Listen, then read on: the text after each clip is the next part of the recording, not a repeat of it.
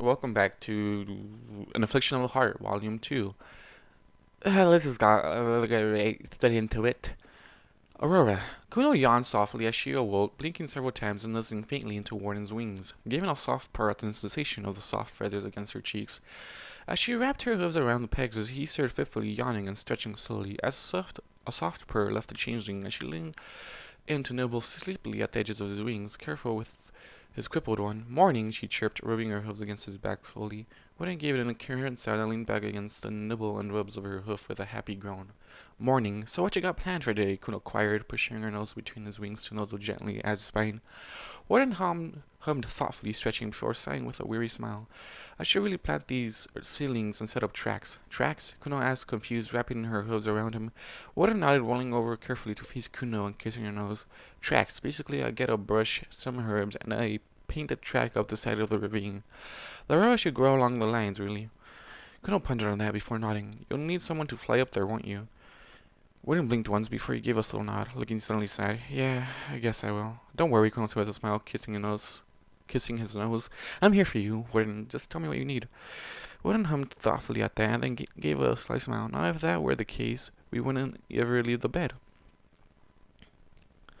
Kuno giggled, kissing his nose, chin, and then at the hollow of his throat. I am a bad influence on you. Bad is subjective, Warden stated, wrapping his hooves around the changeling.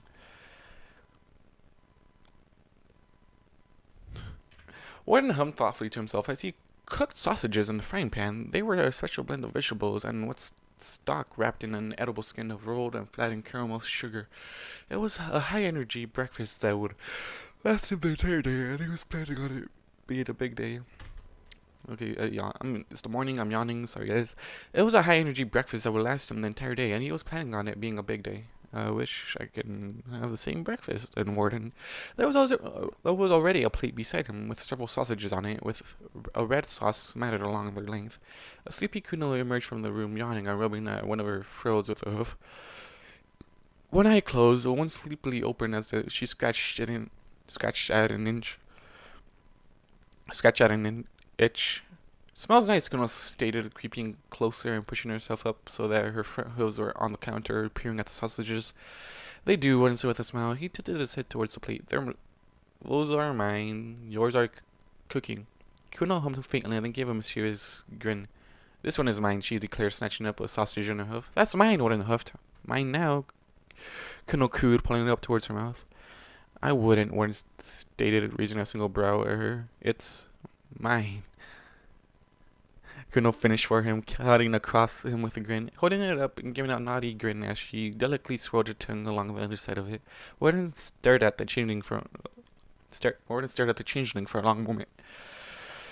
Grinning, Kuno swirled her tongue along it even further, drawing the first few inches into her muzzle and deliberately, slowly coiling her tongue around it to visibly clean the red sauce from it. Warden turned abruptly.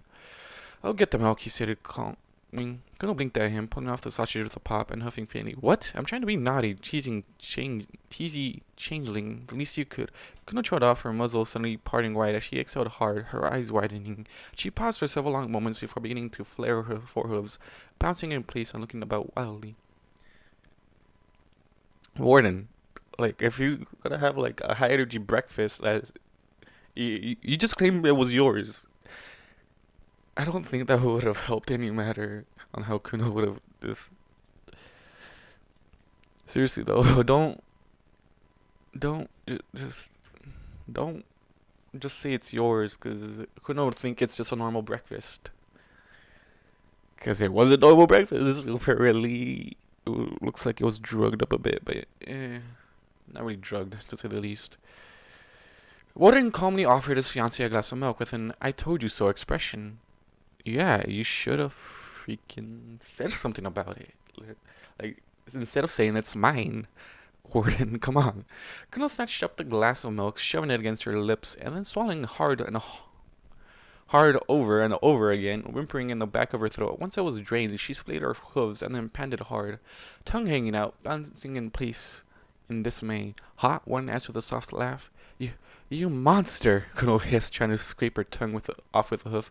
Huffing breaths harder and fast through her mouth, Warden laughed, picking up the sausage from where she had dropped it on the counter, then making short work of it with neat bites. He swallowed and then gave a quiver, humming happily. Spicy.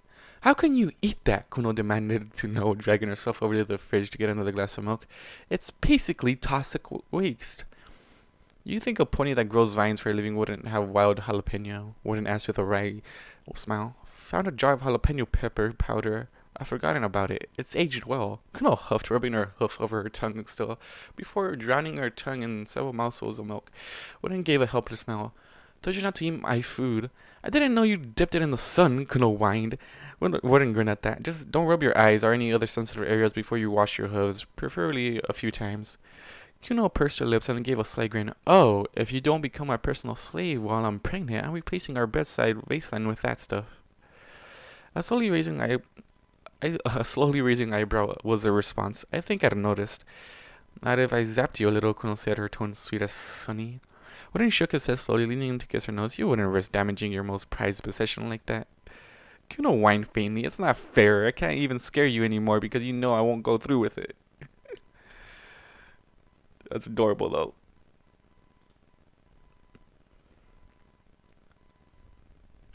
Oh, you scare me deeply, Warden said, kissing her nose again and nuzzling against her slowly, crooning, big bad shading. Kuno huffed softly. One day you're gonna come home to a changeling queen pinning you down and trying you up, and you won't have any pony to blame but yourself. Warden grinned, kissing her cheek and neck gently.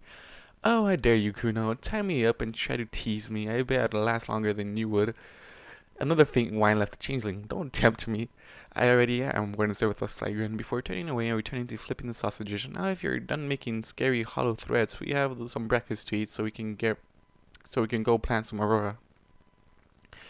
Kuno huffed softly, glowing bottom lip poking out. But I get to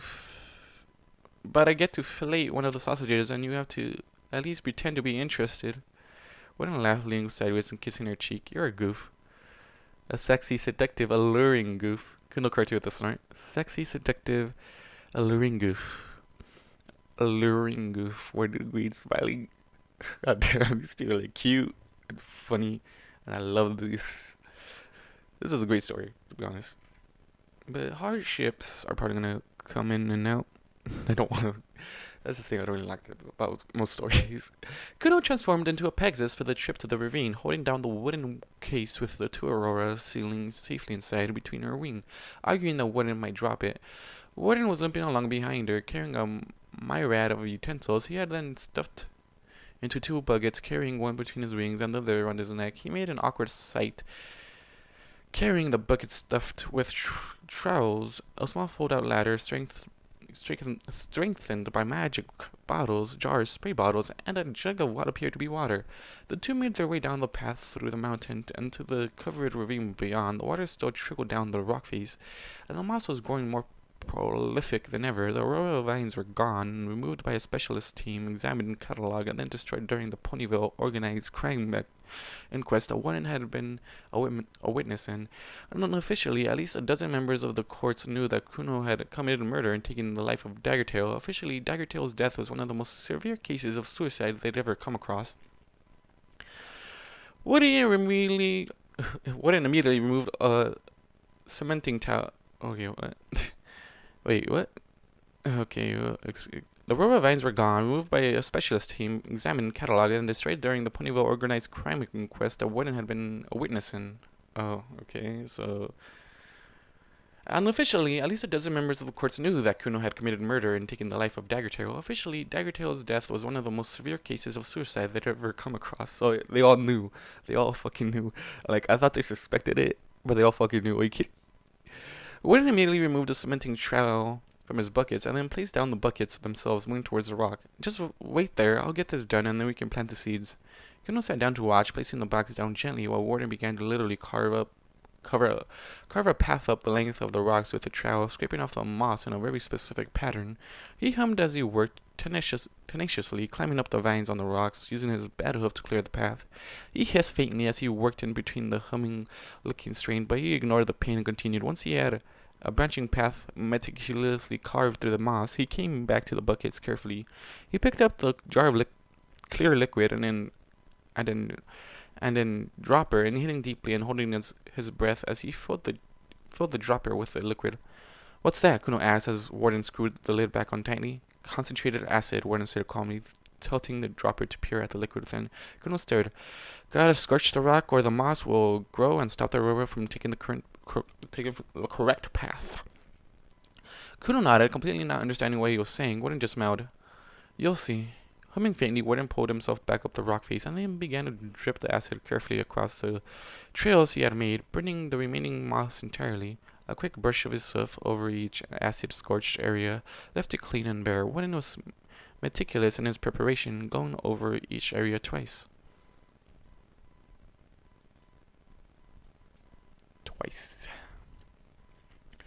Once he had acid treated the entire path, Warden emptied out the dropper and then cleaned it in the small stream of water in the center of the ravine. He then picked up a jar of purple liquid and motioned for Kuno to bring over the seeds. Kuno picked up the box, placing it down at the base of the clear trail that had been cut into the moss. Warden flipped the box open and then dug a trench carefully at the base of the path.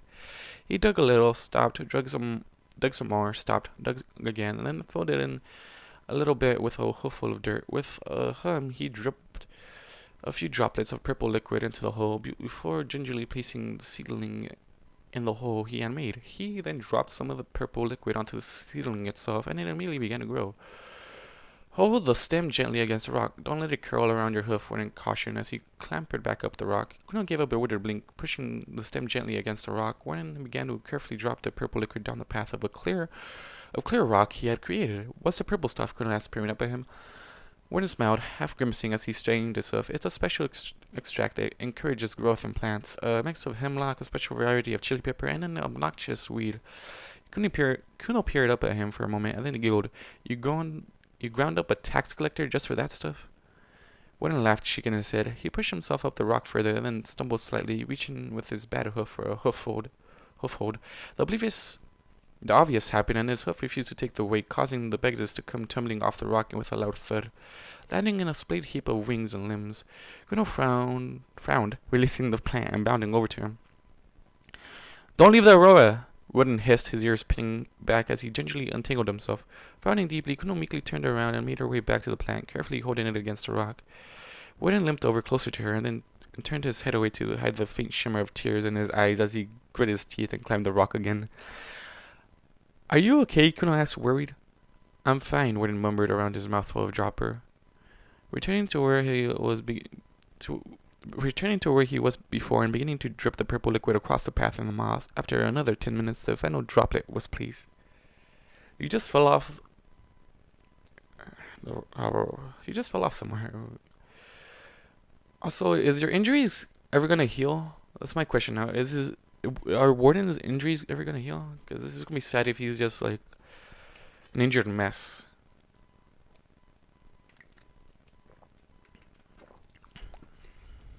For like the special occasions like the wedding and having the child.